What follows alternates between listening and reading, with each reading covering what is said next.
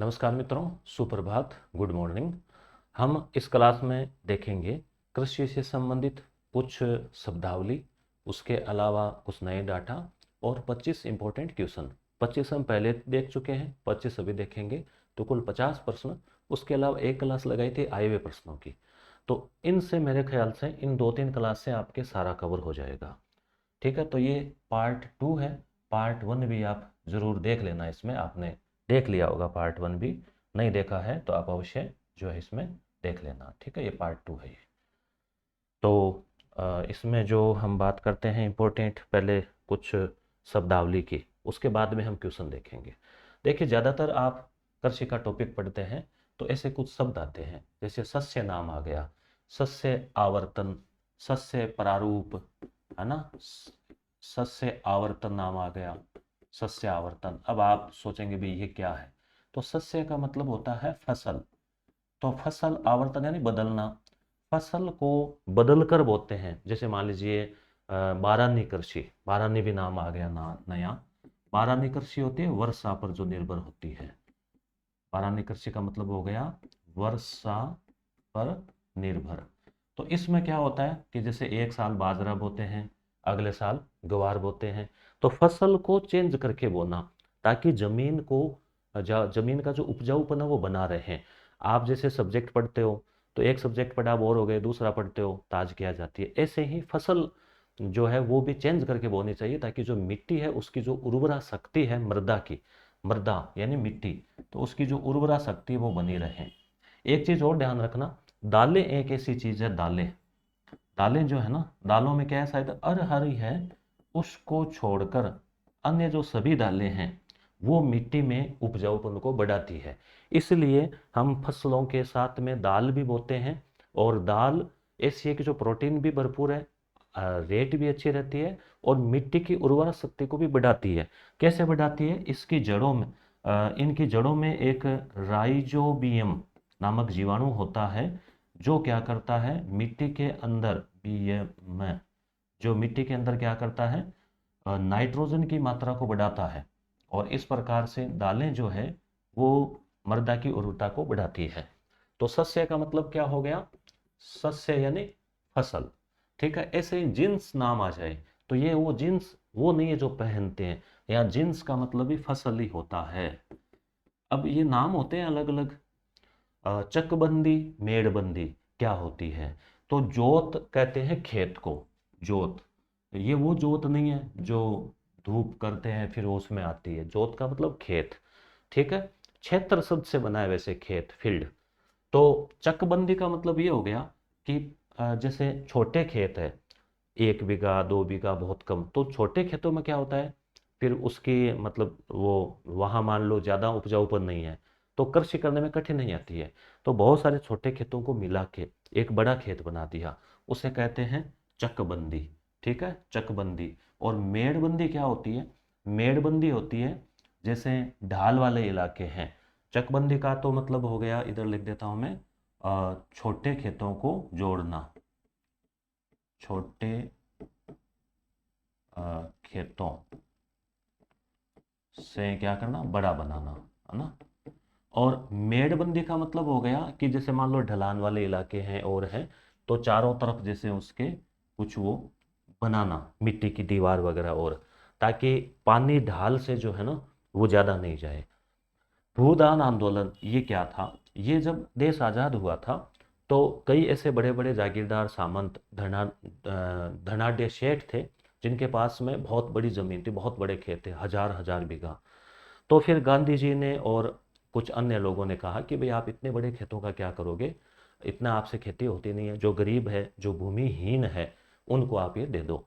तो भूमिहीन जो लोग थे, मजदूर थे, तो उनको जमीन देने के लिए प्रेरित किया। किसने प्रेरित किया, तो इसमें सबसे बड़ा नाम आता है विनोबा भावे का नाम आता है, विनोबा भावे, आप ध्यान में रखना। विनोबा भावे ने गांधी जी की प्रेरणा से ये आंदोलन चलाया था। 1946 48 के आसपास है।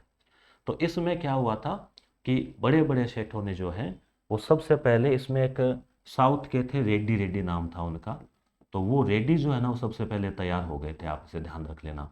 सबसे पहले रेड्डी ने अपनी भूमि दान की, तो फिर बड़े सेठों ने भूमि दान की, तो जो गरीब लोग थे, भूमिहीन थे, उनको थोड़ी थोड़ी ज़मीन मिल गई, किसी को मान लो 5 बीघा दे दी, किसी को 10 बीघा दे दी, तो ऐसे करके। तो ये भूदान आंदोलन था। इसमें किसी प्रकार का कोई रक्त नहीं बहा, कोई हिंसा नहीं हुई, इसलिए इसको बोलते हैं रक्तहीन क्रांति। क्रांति का मतलब होता है बदलाव, तो बिना कोई रक्त बहाए शांति से एक बड़ा बदलाव हो गया, तो ये भूदान आंदोलन। अब कृषि के दो प्रकार माने जाते हैं, एक तो होता है गहन कृषि, एक होती है जीविका निर्वाह कृषि। जीविका निर्वाह होती है, छोटे खेत है या मान लो ज़्यादा उपजाऊपन नहीं है, एक ही फसल हम लेते हैं, या फिर हम जो है नॉर्मली अपना खाने पीने के लिए भी साल का औसत अनाज हो गया, उसके लिए हम करते हैं, वो जीविका निर्वाह कृषि होती है। ये एक तरह से सामान्य कृषि होगी, जिसमें ज़्यादा फसल का उत्पादन नहीं होगा, जमीन भी नॉर्मल उपजाऊ होती है। गहन कृषि क्या होती है? ये होती है एक तरह से हम व्यवसाय के लिए, व्यापार के लिए करते हैं, साल में 3-3 4-4 फसलें लेते हैं, जमीन उपजाऊ होती है तभी ऐसा संभव हो पाता है, सिंचाई की भी सुविधा हो, कम जमीन में भी बहुत अधिक फसल हो, और एक एक इंच जमीन का भी उपयोग हो, तो उसे कहते हैं गहन, डेंसिटी जिसमें ज़्यादा हो। एक आता है मिश्रित कृषि। मिश्रित कृषि में क्या होता है? खेती प्लस पशुपालन, ये दोनों हो, उसे कहते हैं मिश्रित कृषि। एक मिश्रित अर्थव्यवस्था नाम आता है, उसका आप ध्यान में रखना। मिश्रित अर्थव्यवस्था में पूंजीवादी और समाजवादी दोनों विशेषताएं होती है, जैसे कि भारत में है। सीढ़ीदार कृषि क्या होती है? जब पहाड़ी इलाके हैं या ढाल वाले इलाके हैं, तो वहाँ क्या है, पानी आएगा नीचे, तो फिर वो पानी के साथ में मिट्टी की परत बह जाएगी, तो वहाँ पे इस प्रकार से जो है, मतलब इस प्रकार से कृषि की जाएगी, यानी जो हल की जो लाइनें हैं वो ऐसे आड़ी रहेगी ढाल के विपरीत दिशा में, ताकि जो पानी आए तो उसको एक तरह से ब्रेक कर उसको लग जाए और वो मिट्टी की परत बहे नहीं। मृदा अपरदन यही होता है, मिट्टी का कटाव जो तेज हवा से होता है, अत्यधिक पानी के बहाव से होता है, ठीक है, अत्यधिक पशु चारण से भी होता है, ज़्यादा पशु चर लेते हैं, गहन कृषि से भी होता है मृदा अपरदन, और मृदा की परत का क्षरण जो है वो अत्यधिक रसायनों के उपयोग से भी होता है, अत्यधिक उर्वरक के उपयोग से भी होता है। तो इसका बचाव जो है वो यही है कि एक तो रेस्ट दिया जाए, जैसे मान लो बीच में अड़ाव छोड़ते हैं ना 1 साल, तो बीच में रेस्ट दिया जाए। उसके अलावा जैसे जो है वो दालें भी उगाई जाए बीच बीच में, उसके अलावा जैविक खाद का प्रयोग किया जाए, और कुछ जो उपाय होते हैं जैसे सीढ़ीदार कृषि है, इस प्रकार का कुछ उपयोग किया जाए, तो ऐसे जो उपाय है वो है। और सबसे मेन उपाय है वृक्षारोपण, पौधे लगाए जाए। बारानी कृषि आएगा, वर्षा पर मृदा यानी मिट्टी होती है, डालें, ये हमने मुख्य मुख्य बातें जो हमने देखी। उसके बाद में कुछ और चीज़ें हम देखते हैं, फिर हम क्वेश्चन देखेंगे, ताकि आपके टॉपिक जो है ना वो आपके एक तरह से पूरा का पूरा मोटा मोटी रिवीजन हो जाए। ठीक है, अब यहाँ पे देख लीजिए विभिन्न प्रकार की कृषि की जो है वो विधियाँ। ठीक है, कृषि की विधियाँ, यहाँ से भी कई बार क्वेश्चन आ जाता है। ट्रेडिशनल सेरीकल्चर, तो रेशम कीट, सेरी रेशम, री है, रे है। एपीकल्चर, मधुमक्खी। देखो एपी से एप्पल, एप्पल होती है मीठी, मधु होता है मीठा, इसे ट्रिक से याद रख लेना। पीसी कल्चर, तो मत्स्य पालन, मछली। ठीक है, पीसी, मछली क्या करेगा, पानी पिएगी, तो पीसी। फ्लोरिकल्चर, फ्लोर यानी फ्लावर, फूल से बना है तो फूलों का उत्पादन। विटीकल्चर, अंगूर की खेती, विटी, तो विटी खट्टी, खट्टे अंगूर, ऐसे ट्रिक से याद रख लेना। वर्मी कल्चर, वर्मी कंपोस्ट, केंचुए वाली खाद होती है, तो केंचुआ वाली। अच्छा एक चीज़ और, ये जो सब लिखा हुआ है ये मैटर, और जो 50 क्वेश्चन की पीडीएफ वो आपको टेलीग्राम पे भेज दी है। ठीक है, तो आप टेलीग्राम चैनल ज्वाइन कर लेना, लिंक इसी वीडियो के नीचे है डिस्क्रिप्शन में, या फिर इसी चैनल के नाम से सर्च कर लेना। पोमो कल्चर, फलों का उत्पादन। देखो पोमो और फलोरी तो है फूलों का, पोमो है फलों का, फ्रूट्स। ओलेरी कल्चर, सब्जियों का उत्पादन। हॉर्टिकल्चर, बागवानी। बागवानी फसलें, रोपण कृषि, इनमें भी फर्क है, जैसे ध्यान रखना। जैसे 2-3 प्रकार और होते हैं कृषि के। एक तो नाम आता है खाद्यान्न, आपको बता देता हूँ। देखो खाद होती है ना, खाद, खाद तो हो गई उर्वरक, उर्वरक, उर्वरक जो अपन डालते हैं। खाद्यान्न क्या होता है? खाद्यान्न होते हैं जो खाने वाले अन्न। दलहन, दाल बनती है, तिलहन जिनसे तेल निकाला जाता है। ठीक है, रोपण कृषि, जिनमें पौधों को रोपा जाता है, बड़े स्तर पर की जाती है, जिसमें चाय है, कॉफ़ी है, कहवा है, और उसके अलावा जैसे गन्ना है, गन्ना भी इसी में आता है, तो ये इसमें आ जाते हैं रोपण कृषि में। बागवानी कृषि, ये भी चाय आदि की कृषि को बागवानी कृषि कहते हैं, फलों की, फल हो गए जैसे बागवानी में चाय नहीं। ठीक है, उसके बाद में एरोपोर्टिक, हवा में पौधों को उगाना। अब आप कहेंगे ये कैसे संभव है, तो ये कोई छत पे और ऐसे होगा। हाइड्रोपोनिक्स, जल में पौधों को उगाना, हाइड्रो शब्द आ जाए तो वहाँ जल हो जाता है, तो मृदा रहित कृषि है ये, मिट्टी की जरूरत नहीं, सीधा जल में ही। अब कुछ हम फसल जो है उनके प्रकार देख लेते हैं, अक्सर एक क्वेश्चन उनका भी आता है, फसलों के प्रकार का भी। जैसे कल्याण सोना, तो देखो सोना शब्द आ रहा है, सोना गोल्ड, पीला कलर, किस फसल का पीला होता है, तो आप कहेंगे भी मक्का पीला होता है, गेहूं पीला होता है, तो गेहूं है, ध्यान रखना, सोना शब्द जिसमें ज़्यादातर आ रहा है, तो ये लोकप्रिय और उच्च उपज वाली गेहूं की किस्म है। 1960 में भारत में पेश की गई थी कल्याण सोना, थोड़ा बारीक लिखा हुआ है पर आपको सुनाई दे रहा है, फिर टेलीग्राम से पढ़ लेना। सोनालिका, तो सोना और सोनालिका ये भी गेहूं की किस्म है। सोनारा, तो सोना शब्द इसमें आ रहा है वापस, सोनारा ये भी गेहूं की किस्म है, सरबती सोनारा। अन्य किस्मों में सोनालिका, ठीक है, मंगला, गंगा, सुनहरी, दुर्गापुरा, 65, लाल बहादुर, राज 14, 52, राज 30, 77, चंबल, सरबती, कोहिनूर। उसके बाद में चावल की प्रमुख किस्में हम देखें तो बासमती, सुगंध और लंबे और पतले दानों के लिए IR 64, गोविंद भोग, सोना मसूरी, कमला और पुसा DSTA। देखो इसमें क्या है, फसलों में वैसे तो बहुत सारे प्रकार हो गए हैं, तो कई बार तो विद्यार्थी कंफ्यूजन हो जाता है, परंतु अगर मोटा मोटी कोई पूछ ले ट्रेडिशनल तो आप ध्यान में रख लेना, या फिर कोई करंट में कोई विशेष आई हो तो वैसे। अब हरित क्रांति के बारे में थोड़ा सा जान लेते हैं। 1960 के दशक में शुरू हुई थी, सन अगर पूछें तो अभी आगे आ जाएगा, जिसका उद्देश्य था खाद्य उत्पादन। 1966 था वैसे, खासकर गेहूं और चावल। यह क्रांति उच्च उपज देने वाली किस्मों HYV यानी हाइब्रिड बीज, ठीक है, बीज आप जैसे खेत में बोते हो तो आप घर वाला थोड़ी ले जाते हो, आप बाजार से लेकर आते हो, वो उच्च क्वालिटी का बीज है। आधुनिक कृषि की तकनीकें, सिंचाई, उर्वरक, कीटनाशक आदि का उपयोग है, वो हरित क्रांति है। 1960 के दशक में 1965 से 68, मोटा मोटी 1966। भारत में डॉक्टर MS स्वामीनाथन इसके जनक हैं। विश्व में नॉर्मन बोरलॉग जो है इसके जनक माने जाते हैं, बोरलॉग, नॉर्मन बोरलॉग। मुख्य उद्देश्य खाद्यान्न उत्पादन में वृद्धि, खाद्य सुरक्षा और भारत को खाद्य फसलों में आत्मनिर्भर बनाना। मुख्य घटक क्या है, उच्च उपज देने वाली किस्में, गेहूं और चावल में विशेष योगदान, कृषि तकनीकें उगाया गया। प्रभाव क्या पड़ा, गेहूं और चावल के उत्पादन में वृद्धि हुई, विशेषकर पंजाब और हरियाणा राज्यों को ज़्यादा लाभ मिला या उत्तरी भारत के राज्यों को। खाद्य सुरक्षा में सुधार हुआ, लोग खाने का अन्न मिलने लगा, आत्मनिर्भर हो गया। किसानों की आय में वृद्धि हुई।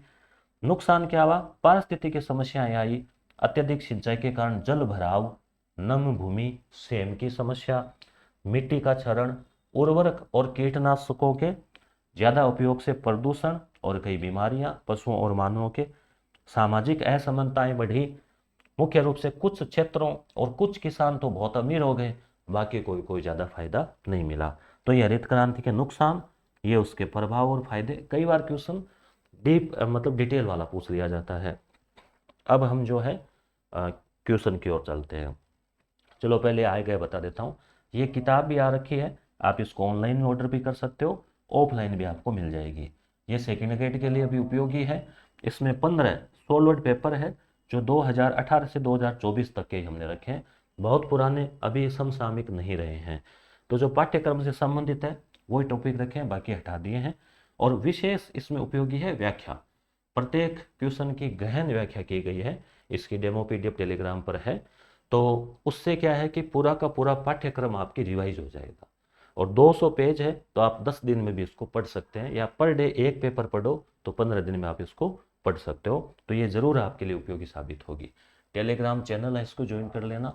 यस गुरु एप्लीकेशन है, जहाँ पर भी मैं ट्यूशन कराऊंगा उस टाइप के करीब 100 टेस्ट जो है लगे हुए हैं और 5,000 के आसपास ट्यूशन है। और पर्टिकुलर अलग अलग टेस्ट भी आप ज्वाइन कर सकते हैं और कमांड भी ज्वाइन कर सकते हैं।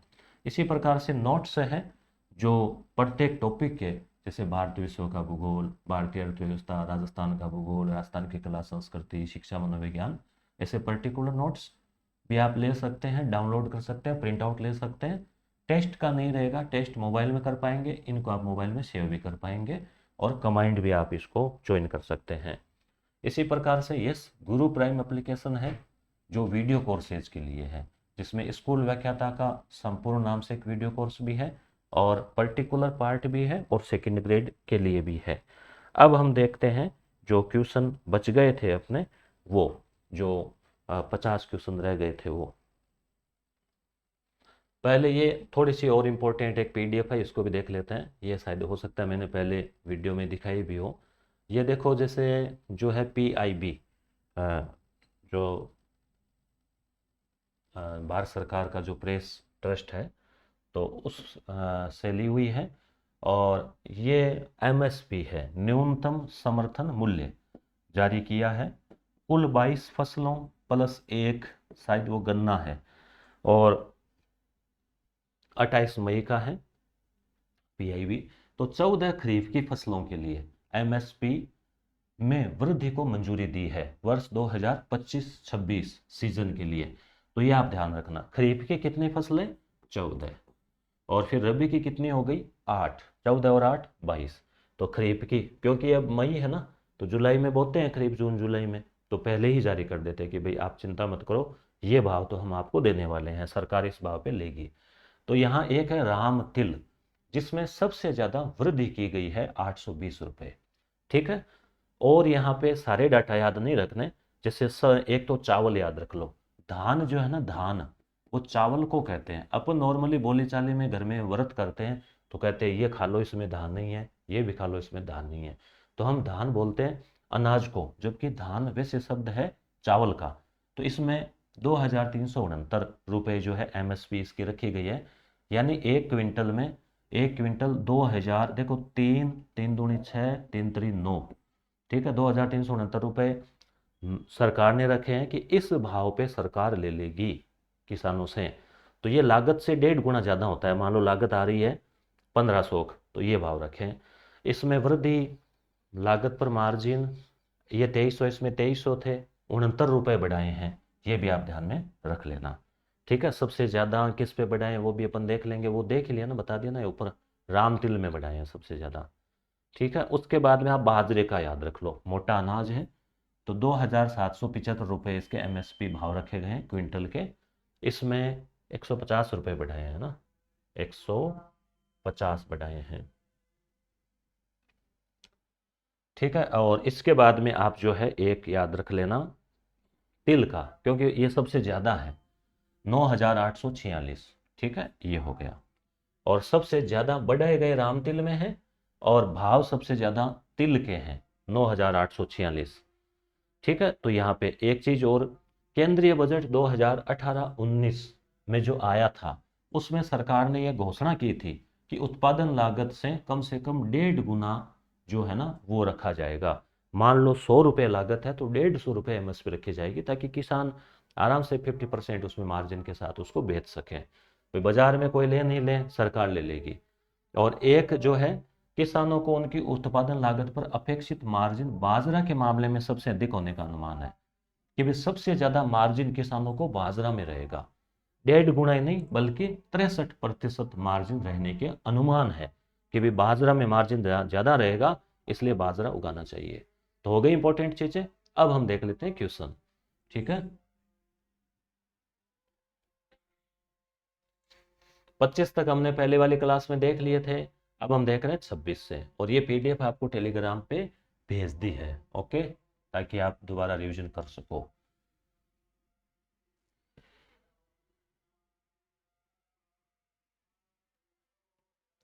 निम्न में से कौन सा एक रोपण फसल है? रोपण, प्लांटेशन। तो रोपण फसल की भी हमने चर्चा की थी अभी, गेहूं, चावल, बाजरा, चाय। तो देखो चाय जो है कॉफी है, ठीक है, कहवा है, कहवा भी ये कॉफी की तरह ही होता है। तो ये सब रोपण में आते हैं। कोको है, ठीक है, और उसके अलावा गन्ने का भी लिखा हुआ है कि ये भी रोपण में ही है, ठीक है।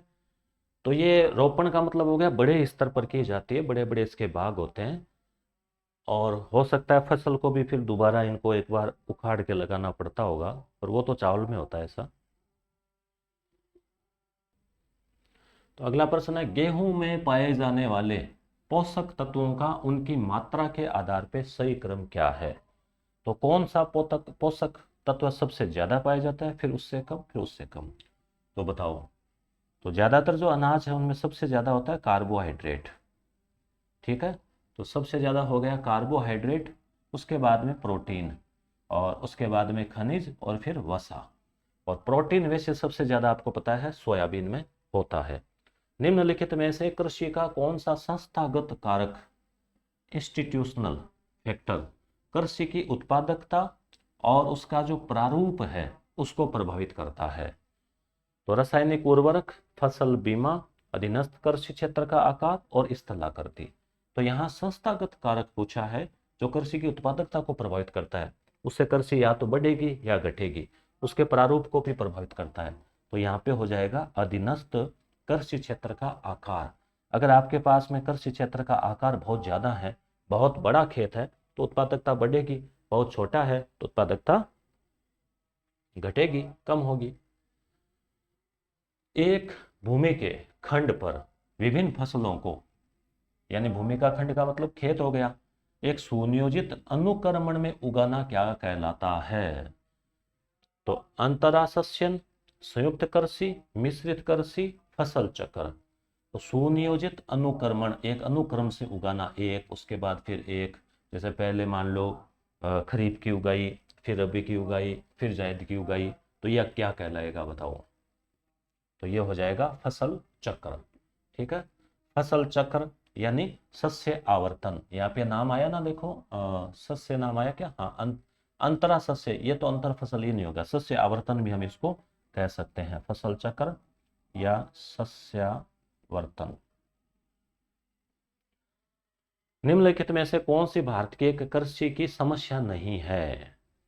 तो जुताई भूमि के एक छोटे आकार के भूखंड, यानी छोटे जो है जोत है वो एक समस्या है, बहुत सारे लोगों के पास छोटे छोटे खेत है। जैविक खेती को प्रोत्साहन, जैविक खेती को बढ़ावा देना कोई समस्या नहीं है। जैविक खेती यानी ऑर्गेनिक, जिसमें गोबर की खाद हो, रसायन वगैरह नहीं हो, तो ये तो एक अच्छी चीज है। सिंचाई की सुविधाओं का अभाव, ये भी समस्या है। भूमि की उर्वरता में गिरावट, ये भी समस्या है। मिश्रित कृषि में क्या शामिल है? बताओ, देखें आप लोग। मिश्रित कृषि, इसकी हम चर्चा कर चुके हैं पहले भी। मिश्रित कृषि का मतलब हो गया कृषि प्लस पशुपालन। रबी खरीफ वो और कुछ नहीं है, तो विभिन्न फसलें उगाना और पशुपालन करना।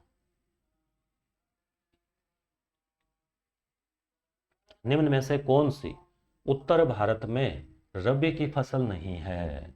तो रबी की फसल का नाम लेते आपके दिमाग में आना चाहिए गेहूं, जो सर्दियों वाली, चना, वो। तो कौन सी जो है रबी की फसल नहीं है? तो गेहूं तो है, चना भी है, सरसों भी है। मक्का जो है वो खरीफ की है, मक्का हो गया, बाजरा हो गया, ठीक है, उसके अलावा ज्वार हो गया, चावल हो गया, कपास हो गया। तो ये सब किस में आ जाते हैं? गन्ना हो गया, ये सब किस में आ जाएंगे? खरीफ में आ जाएगी फसलें। आई आई सी ए,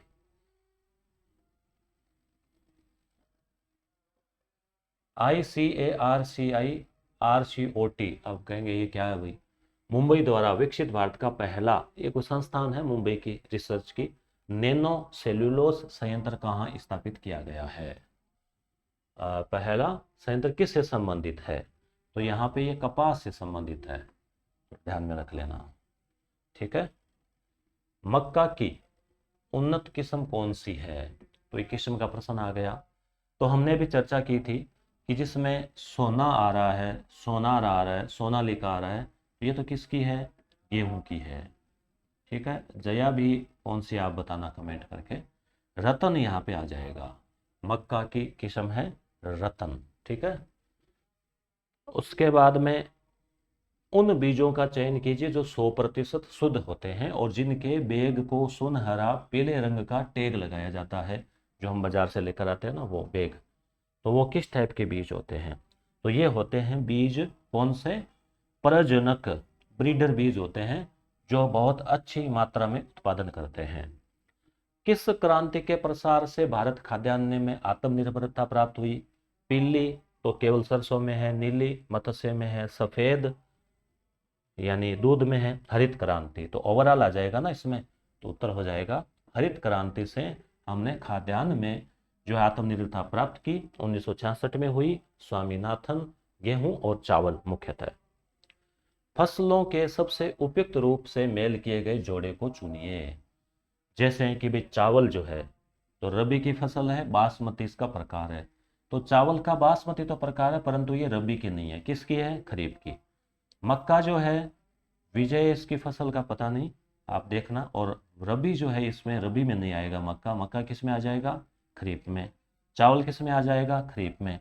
शक्ति इसका प्रकार है क्या? तो शक्ति इसका प्रकार नहीं है, शक्ति कई फसलों का प्रकार है, इसमें नहीं आएगा। तो गेहूं रबी की है, सोनारा सोनालिका इसका प्रकार है, तो चौथा उत्तर जो है इसका हो जाएगा। स्वतंत्रता के समय भारत की कितनी प्रतिशत जनसंख्या अपनी आजीविका के लिए कृषि पर निर्भर थी? आज़ादी के समय 1947 के टाइम। तो उस समय कृषि का जीडीपी में योगदान भी आधे से ज़्यादा था, और आबादी जो है वो तो बहुत ज़्यादा निर्भर थी। कितनी? शायद 85 जो है वो है, 85%। अच्छा, आपसे आज पूछें कि भाई 2025 में कितनी प्रतिशत आबादी जो है वो कृषि पर निर्भर है, तो है 46.1%, या मोटा मोटी हम कह सकते हैं आधी आबादी। और उस समय तो देखो 85% थी। आज आपसे पूछें कि भी जीडीपी में कृषि का कितना योगदान है, तो आप कह सकते हैं 16%। बजट कितना जारी किया गया है? 1.45 लाख करोड़। कुल बजट का कितना प्रतिशत है? तो 2.7%। और कृषि की वृद्धि दर कितनी है वार्षिक? तो 3.8%। तो ये 4 डाटा आप जरूर याद रख लेना। उसके बाद में निम्नलिखित में से किसे भारत में हरित क्रांति का जनक माना जाता है? तो एम.एस. स्वामीनाथन। वर्गीस कुरियन जो है ना, वो श्वेत क्रांति यानी जो दुग्ध उत्पादन में हुई थी उसके लिए जाने जाते हैं। और क्षेम पित्रोदा तो ज्ञान आयोग जो है उसके अध्यक्ष थे, ज्ञान आयोग के।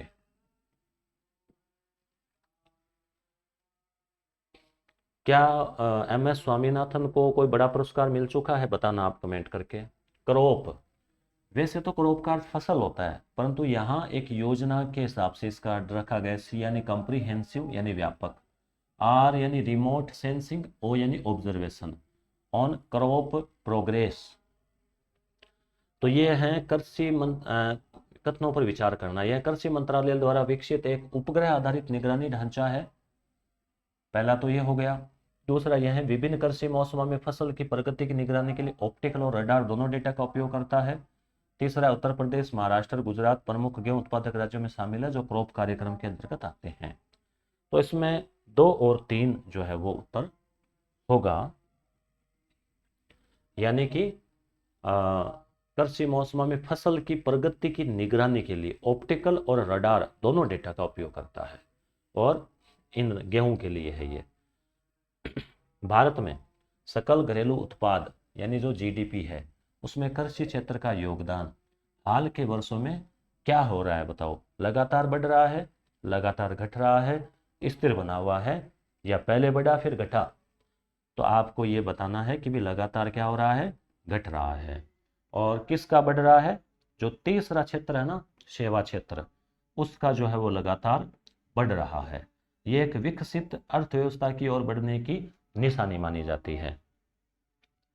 कृषि महत्वपूर्ण क्षेत्र है। अन्य क्षेत्र सेवा उद्योग की वृद्धि के कारण जीडीपी में इसका सापेक्ष योगदान घट रहा है। भाई अन्य का बढ़ रहा है, ये नहीं कि कृषि में हम पिछड़ रहे हैं, कृषि में भी आगे बढ़ रहे हैं। परंतु मान लीजिए एक तो ये लाइन है, ये भी आगे बढ़ रही है और ये लाइन तेजी से आगे बढ़ रही है, तो इस हिसाब से प्रधानमंत्री फसल बीमा योजना का प्राथमिक उद्देश्य क्या है, ये बहुत इंपॉर्टेंट है।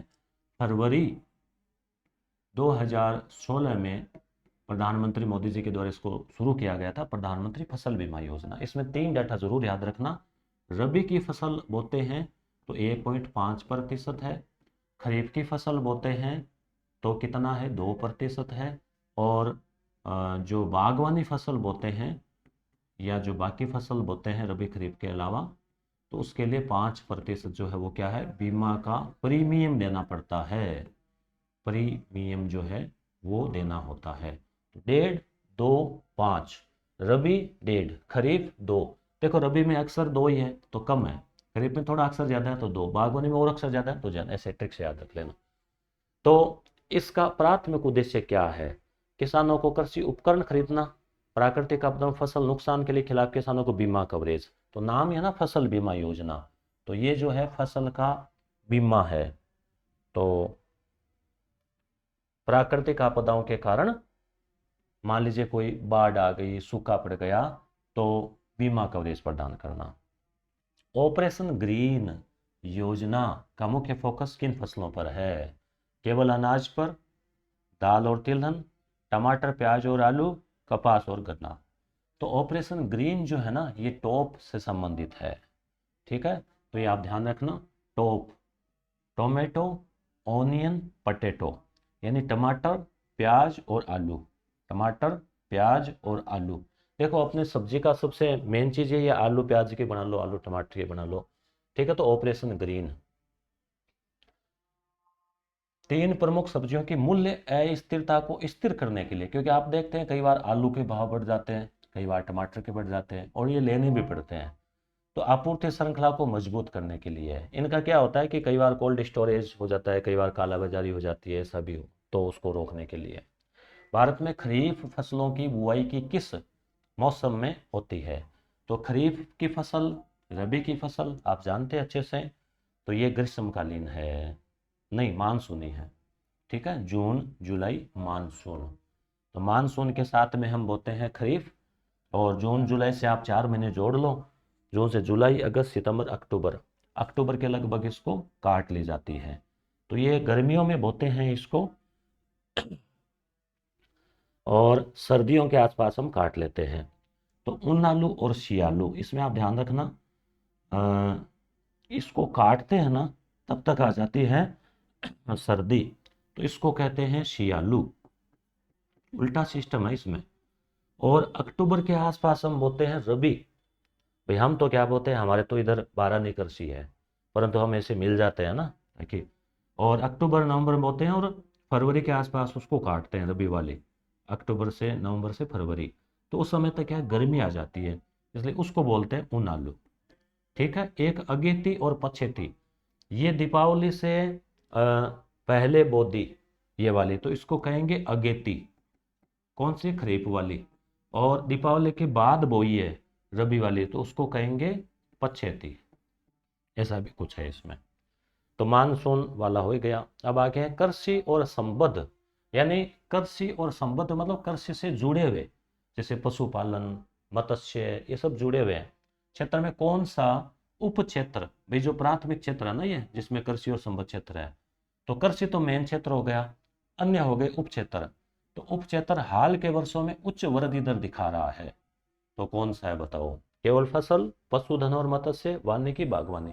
तो पशुधन वाला ही है इसमें, कि भाई जो पशुधन है ना, ये और मत्स्य पालन, ये भी वृद्धि दिखा रहा है, इसमें भी अच्छी आमदनी है, लोग अच्छा इसमें जो है वो कर रहे हैं, विविध आय स्रोत प्रदान करते हैं और हाल के आर्थिक सर्वेक्षणों में उच्च वृद्धि दिखा रहे हैं। अब यहाँ पे 2 सूचियां हैं, योजना और आगे अवधारणा, तो इसको थोड़ा सा और छोटा कर देते हैं ना। अब देखो, न्यूनतम समर्थन मूल्य क्या है, किसान क्रेडिट कार्ड क्या है, ई नाम क्या है, और प्रधानमंत्री कृषि सिंचाई योजना क्या है।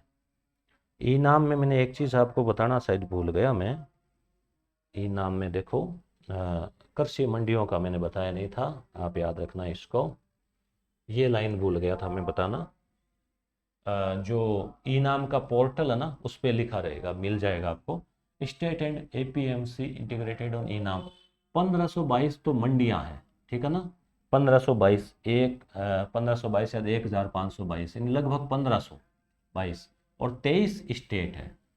स्टेट 23 ही है, वैसे 28 है ना कुल, परंतु 23 ही है बीसी इसमें ई नाम में। और 4 यूटीएस यानी कि वो केंद्र शासित प्रदेश। तो ये डाटा भी आप जरूर याद रखना। 1522 तो क्या हो गई, कृषि मंडियां हैं ई नाम पे। लगभग 2 करोड़ इस पे लोग जुड़े हुए हैं। 23 क्या है, राज्य है। 23 राज्यों में ये संचालित है। 4 केंद्र शासित प्रदेशों में संचालित है, ठीक है। तो ई नाम हो गया जो अ, क्या है, इलेक्ट्रिक नेशनल एग्रीकल्चर मार्केट। प्रधानमंत्री कृषि सिंचाई योजना, अब इनके उद्देश्य क्या क्या है, तो इसको जोड़ना है आपको। तो किसानों को संस्थागत ऋण तक आसान पहुंच, तो इसके लिए क्या होता है, इसके लिए होता है केसीसी। और केसीसी किसान क्रेडिट कार्ड है, जिसमें पहले 3 लाख रुपए तक मिलते थे अधिकतम, और अब कितने लिखा हुआ दिख तो रहा है ना आपको, हाँ। और उसके बाद में अब कर दिए, बढ़ाकर कर दिए 5 लाख तक। हालांकि राजस्थान में अभी शुरू नहीं हुआ है ऐसा, पर हो जाएगा। किसानों को उनकी उपज के लिए एक फ्लोर प्राइस सुनिश्चित करना, न्यूनतम मूल्य। तो ये एमएसपी ए का है, इसमें एमएसपी का यही है। और कितना, 1.5 गुना। पूरे देश में कृषि जिन्स यानी जो फसल है उनके लिए एकीकृत ऑनलाइन ट्रेडिंग प्लेटफॉर्म। तो ये क्या है, ई नाम जो है वो है। और सिंचाई कवरेज का विस्तार और जल उपयोग क्षमता में सुधार, तो इसके लिए प्रधानमंत्री कृषि सिंचाई योजना है, डी, ठीक है, डी हो जाएगा इसमें। तो आप ये इसको पीडीएफ से वापस मिलान कर लेना। अगला है, चलो इसमें थोड़ा सा आप मिलाओ। कृषि उत्पाद और प्रमुख उत्पादक राज्य, जैसे गेहूं, धान, गन्ना, बाजरा। तो गेहूं सबसे ज्यादा कहाँ होता है, धान कहाँ होता है, धान का चावल का तो पता है ना, पश्चिमी बंगाल। गन्ना सबसे ज्यादा, बाजरा, राजस्थान, गन्ना यूपी, गेहूं पंजाब हरियाणा, ठीक है। तो इसको आप मिलान कर लेना। उसके बाद में ये आए गया गेहूं और सब। उसके बाद में 48 हो गए, 2 क्वेश्चन और है। कृषि क्रांति और संबंधित क्षेत्र। तो हरित क्रांति बहुत सरल है, इसको तो आप खाद्यान्न, श्वेत, दूध, नीली, मत्स्य, पीली, तिलहन, ठीक है। ये तो बेसिक क्वेश्चन है रिवीजन करवाने के लिए। अक्टूबर 2024 तक ई नाम जो है, राष्ट्रीय कृषि बाजार, नेशनल एग्रीकल्चर मार्केट, तो ये कृषि मंडी है ऑनलाइन एक तरह से। तो प्लेटफॉर्म से कितने किसान जुड़े हुए थे, तो लगभग 2 करोड़ थे, परंतु 2 करोड़ यहाँ डाटा जो 2 करोड़ नहीं आएगा, ये आएगा 1.78। तो बी हो जाएगा इसका उत्तर, 1.78 करोड़ किसान और 2.62 लाख व्यापारी, अक्टूबर तक के डाटा के हिसाब से। फाइनेंशियल ईयर FY 2025 यानी कि अप्रैल 2024 से 31 मार्च 2025 वित्तीय वर्ष के लिए अरहर और बाजरा के न्यूनतम समर्थन मूल्य में उत्पादन लागत पर क्रमशः कितने प्रतिशत की वृद्धि की गई है। तो एमएसपी में जो वृद्धि की गई है वो आप, बाजरा जो है उसमें क्रमशः है, दोनों आपको दिखा देते हैं।